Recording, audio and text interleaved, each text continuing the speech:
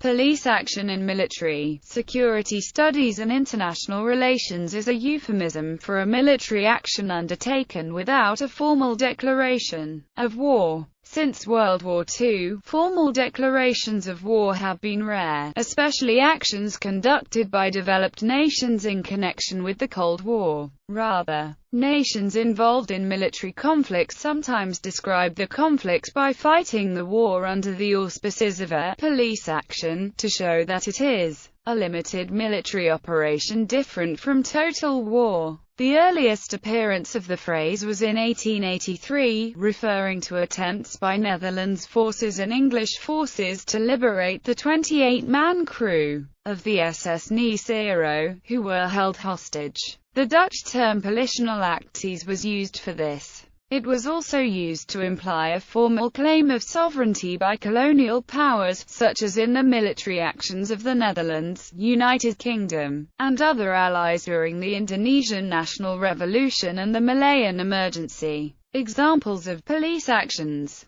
the two major Dutch military offensives, of July 1947 and December 1948. During the Indonesian National Revolution were referred to by the Dutch government as the first and second police actions. The 1948 annexation by India of Hyderabad state, codenamed Operation Polo, was referred to as a police action by the government. In the early days of the Korean War, President Harry S. Truman referred to the United States' response to the North Korean invasion as a police action, under the aegis of the United Nations. The Vietnam War and the Kargil War were undeclared wars and hence are sometimes described as police actions. The Soviet war in Afghanistan was an undeclared war and hence also could be described as a police action, especially since the initial troop deployments into Afghanistan were at the request of the Afghan government. In other events, the Congress had not made a formal declaration of war, yet the President, as the Commander-in-Chief, has claimed authority to send in the armed forces when he deemed necessary, with or without the approval of Congress.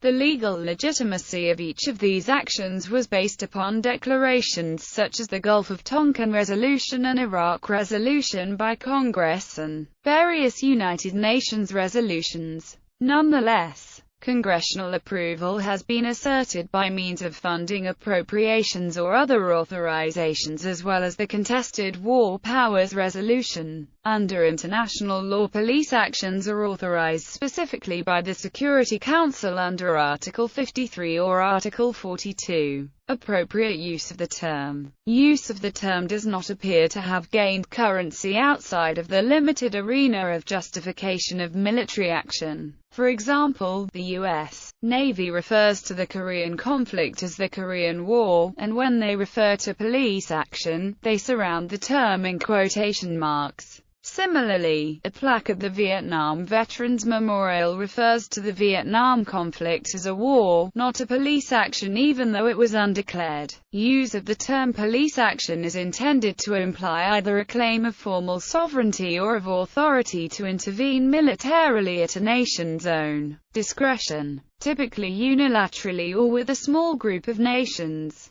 This is often done through the United Nations or by asserting that the military operation is defensive or humanitarian in nature, such as the United Nations Stabilization Mission in Haiti or the invasion of Grenada. Veterans often display a high degree of disdain for the term police action, as it somehow implies that their sacrifices were not legitimate and perhaps also that they are not even veterans of a true war.